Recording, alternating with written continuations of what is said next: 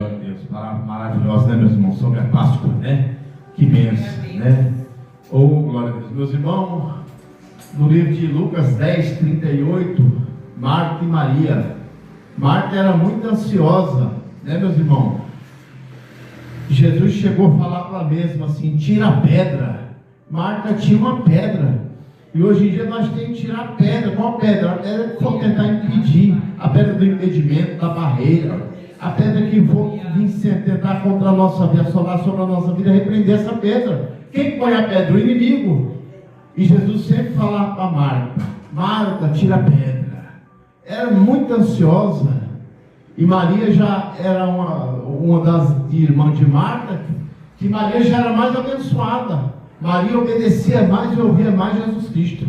Né, meus irmãos? E a Bíblia diz também, meus irmãos, no livro de Lucas, que Deus pôs no meu coração, Lucas 18, primeiro, uma viúva, meus irmãos, o livro de Lucas 18, primeiro, rapidamente, né?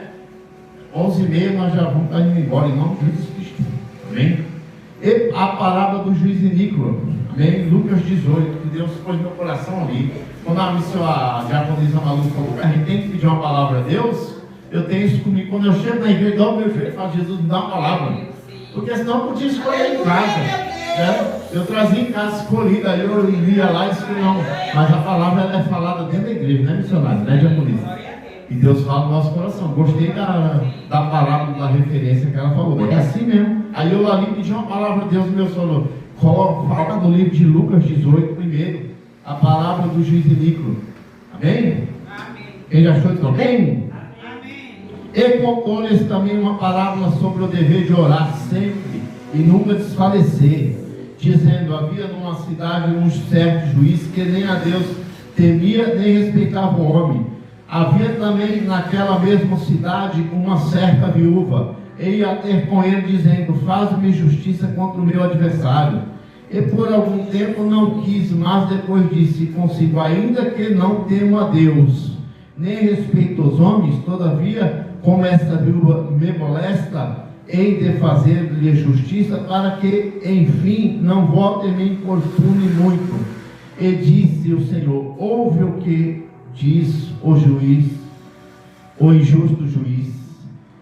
E Deus não fará justiça aos seus escolhidos, que clamam a Ele de dia e de noite, ainda que tardio, para eles. Digo-vos que depressa lhes fará justiça. Quando, porém, vier o Filho do Homem, porventura achará fé na terra. Meus irmãos, o dever de orar sempre e nunca desfalecer. Eu não dizendo dos irmãos aqui, mas no meio do evangelho, no meio do cristianismo, tem irmão, tem evangélicos, tem servos de Deus que só ora na hora da luta, do problema. Mas aquela viúva não. O dever de orar sempre e nunca desfalecer. Se ela não fosse de oração, o próprio Deus não falava com ela para o juiz resolver o problema dela. Porque o juiz não temia a Deus e não obedecia, e era um juiz iníquo. Como assim? Ele não temia a Deus e não queria saber daqueles que serviam a Deus. Por quê? Ele era avarento, aquele injusto juiz. E ele tinha que resolver a causa daquela viúva. Eu não sei se ela estava endividada, a Bíblia não diz o problema dela, mas ela estava com um problema para ser resolvido por aquele juiz injusto. Aí ela começou a orar, meus irmãos. Aí aquele juiz falou aqui nesse versículo aí, no versículo 4, o juiz falou: e por algum tempo não quis, mas depois disse consigo: ainda que não temo a Deus, olha, tá vendo? Nem respeito os homens, todavia, como esta viúva me molesta, hei de fazer-lhe justiça, para que, enfim, não volte e me importune muito. Por quê? Porque aquela viúva se chegou a Deus. Se ela não tivesse orado para Deus resolver o problema dela, não tinha acontecido nada ali. Mas aquela viúva naquela cidade era temente a Deus. E o juiz resolveu o problema dela. Por quê? Deus estava no negócio. E no dia de hoje nós só resolvemos a nossa causa na oração. Não é no grito, não é na conversa, não é na ira, na raiva, do ódio. Não, na oração. Se Daniel ele não fosse temente a Deus, sincero, obediente, não cheirasse o Espírito Santo, cheirasse a carne, Deus não tinha resolvido a causa de Daniel. Portanto, a Bíblia diz que Daniel abria as suas janelas bandas de Jerusalém e orava 3 vezes ao seu Deus. Buscava de manhã, à tarde e à noite. Aleluia, Deus! E o rei Dário o quê? Não pôde contra Daniel, porque o Deus de Daniel estava resolvendo a causa dele.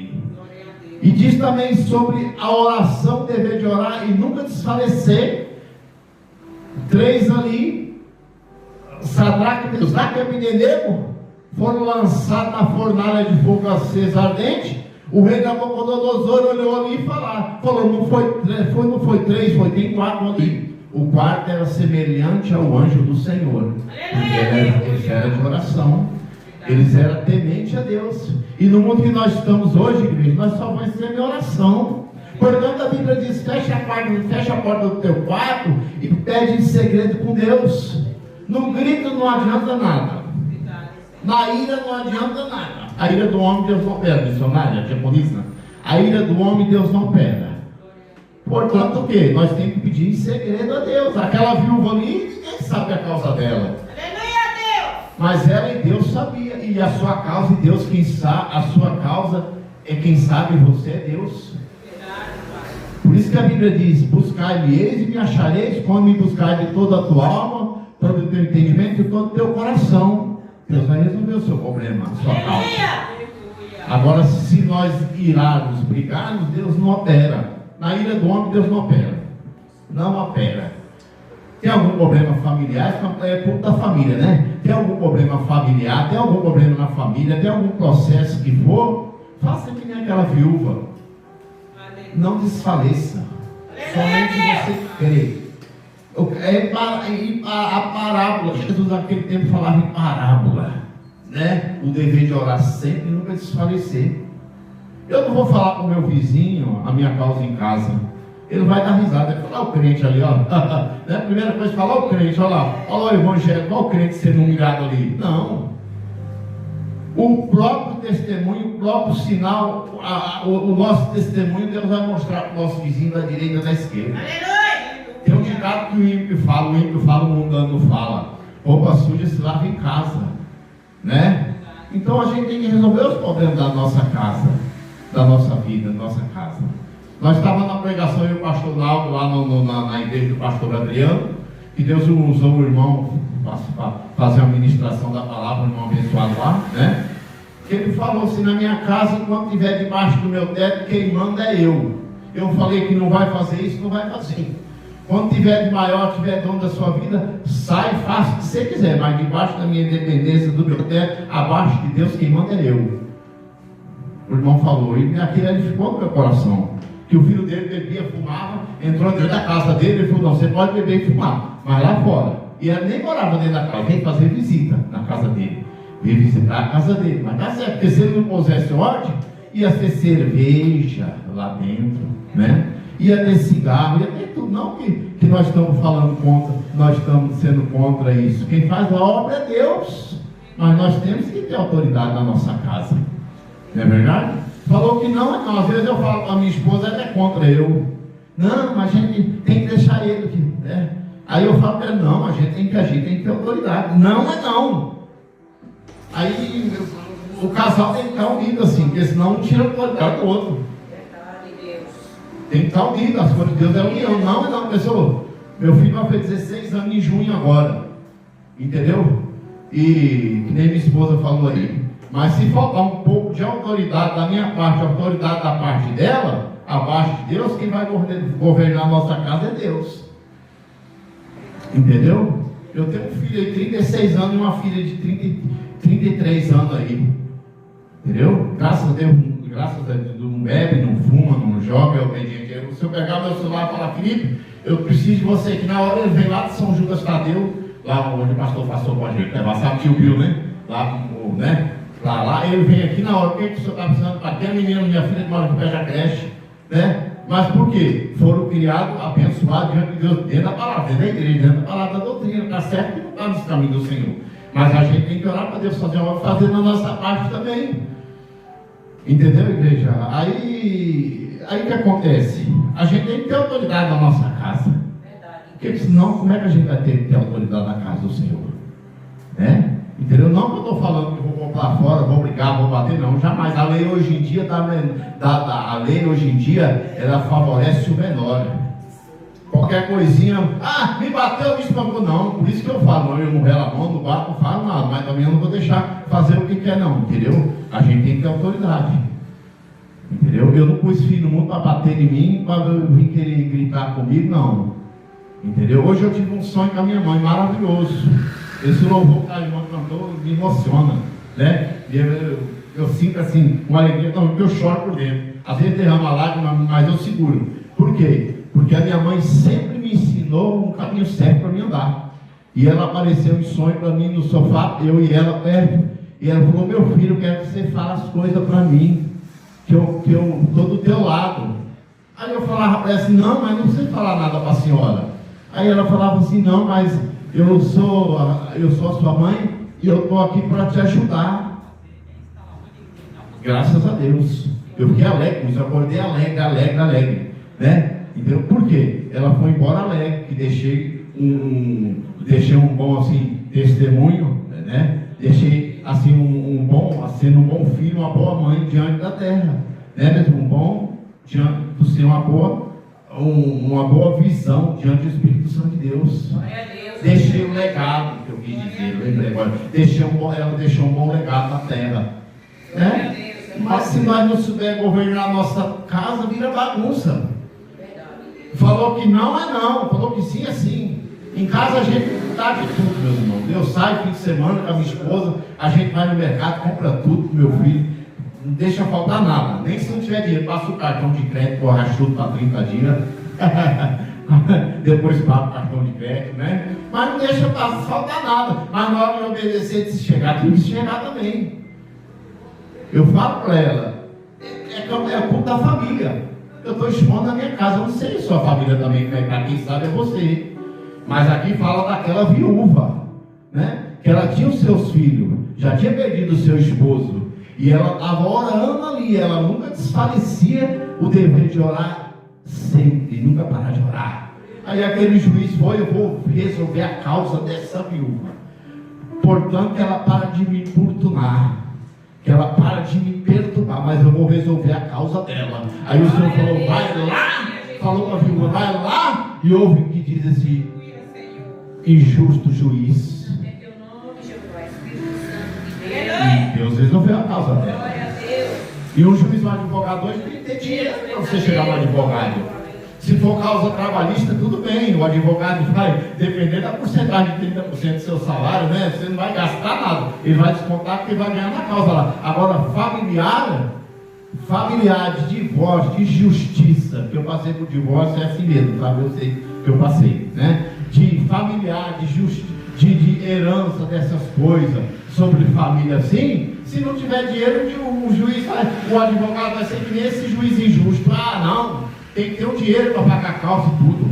Mas se Deus tiver no negócio, ele fala para você: vai lá nas pequenas causas que ele vai te ouvir. Vai lá no juiz gratuito que tem hoje aqui do lado do centro da cidade, na marginal, aqui para a rua Brasilense, América Brasilense. Vai lá que a sua causa vai se resolver. Mas, portanto, você está em oração, você está em jejum, você está perseverando na presença de Deus. E é dessa maneira, meus irmãos. Então é culto da família. A gente tem que ter autoridade na nossa casa. Tem que ter autoridade contra a nossa família. Eu passando uma prova, um processo na minha família anterior, meu filho, o Felipe, com 16 anos, ele veio, então meu pai estava até vivo ainda, foi um inimigo que se levantou em casa, mas Deus me deu sabedoria para resolver lá, né? Aí o meu filho, que hoje tem 36 anos, queria me enfrentar com 16 anos, na idade desse outro aqui. Eu olhei para ele e falei para ele: falo para você o seguinte, eu sou um servo de Deus, eu temo a Deus, mas eu não aceito que bater em mim não. Se você quiser relar a mão em mim, pode relar, só vou falar com Deus. Eu peguei contra ti, contra o céu, contra a terra. Eu vou pagar pelo meu erro, pelo meu pecado. Mas você sabe para onde você vai. Do pó você veio, do pó você vai voltar, mas você não vai bater em mim não, então venha. Vem bater em mim. Meu pai, chama a polícia. Não, ninguém vai chamar a polícia aqui não. Nunca precisou de polícia em vila, chamar na vila aqui. Ninguém vai resolver aqui agora. Falei, então venha. Ele dobrou o joelho no chão, chorou, pediu perdão para Deus, para mim, falou, pai, o que o senhor precisar de mim, o senhor pode falar que eu estou do teu lado. Comprei meu carro, emprestou dinheiro para mim comprar meu carro, paguei ele já tudo. De vez em quando ele manda um dinheiro na minha conta, minha galera me fala para mim, é ou não é verdade? Pai, se eu precisar de mim, pode ligar para mim. Se precisar do meu carro, eu te empresto. Se precisar de vir aqui ficar em casa, pode vir. Tudo. Mas por quê? Eu dei um bom ensinamento, exemplo a ele. Dei um bom ensinamento a ele. Agora, a juventude de hoje, você põe no mundo esses filhos aí. Primeira coisa que eles querem é gritar com a gente, obedecer. Ser rebelde tudo, não. Tem ordem na nossa casa. Senta aqui, vamos conversar. É assim. Não é não, sim é sim. Se você não pagar a conta de luz, a Enel vai desligar. Se você não pagar a conta de água, a Sabesp vai desligar. Se você não pôr alimento na sua mesa, você não vai comer. Se você não pagar as suas contas, você vai perecer. Agora deixar quem está sendo assim sustentado pelas nossas contas, nossas custas, nós abençoando nossos filhos fazer o que quer, não. Tem que ter ordem. Eu falo com a minha esposa. Verdade, Deus, é assim. Eu falo com ela. Né? Então a gente tem que orar e agir também. Orar e agir, ter reação e agir também. Amém? Deus abençoe a igreja. Eu senti de falar, Deus pôs no meu coração. Se fosse culto de prosperidade, era prosperidade. Se fosse culto de ensinamento, era ensinamento. Se fosse culto de doutrina, era. Mas é culto da família hoje. Como o pastor já ministrou aqui sobre a Páscoa, né? É uma bênção, né, meus irmãos? A Páscoa, não é verdade? Então, aí na sexta-feira eu fui com a minha esposa, compramos uma tilápia, né? Comemos um peixe, ontem compramos chocolate, comemos chocolate. Não é verdade? Não é pecado isso aí. Não é que nós traz essa tradução, né? É que nós temos de fazer, né? Então aí compra, né? Não é. Aí compramos, comemos o nosso peixe e Deus abençoe tudo. Mas agora tem uma entidade aí adventista, não falando mal não, que eles não comem carne de porco. De sexta, sábado, domingo não recebe visita, ninguém na casa deles. E se for pessoas assim, não é, pastor? Se for pessoas assim, lá na casa deles tomar naquele copo, depois eles jogam fora aquele copo, entendeu? É uma tradição maligna essa aí, uma tradição maligna. Aí eu falei para a irmã ali, pode levar um caminhão de carne de porco em casa, eu recebo e como. Sabe por quê? Os adventistas não comem carne de porco? Porque eles pensam que os demônios estão no porco, está na carne do porco. Mas hoje, aquele tempo Jesus expulsou os demônios gadarenos, lançou sobre os porcos ali, né? Mas hoje em dia é tudo purificado. Jesus purificou tudo hoje. Né? Hoje é tudo purificado. Naquele tempo Deus trabalhava dessa maneira, Jesus trabalhava dessa maneira. Mas hoje não, hoje é tudo santificado, purificado. Aleluia, glória a Deus. Entendeu? É uma entidade fora da Bíblia mesmo, sabe? É uma seita. Isso eu trabalhei com motorista na aviação Eu trabalhei com motorista desse jeito que a irmã está falando. Não trabalhava dia de sábado. Mas agora eu digo para a irmã, aquela jumentinha caiu no buraco, era dia de sábado. Jesus se preocupou com ela e a jumentinha significa as coisas material hoje. Jesus nem ia querer, né, diaconisa? Querer que a jumentinha padecesse lá. Jesus mandou que tirasse ela. O senhor deixar ele morrer, porque é o dia de sábado. Isso mesmo. Tá vendo? Então tem coisa aqui que está fora da Bíblia. Essas doutrinas que nós podemos aceitar, que é anátema. A Bíblia diz que possa descer um anjo do céu, que não traz essa doutrina, se torna anátema, maldita, né? Amém, meus irmãos? Eu senti Deus passar para a diaconisa Malu, dar o tempo de fazer oração, né? As orações finais aqui. Deus pode fazer. Amém? Amém. Glória a Deus.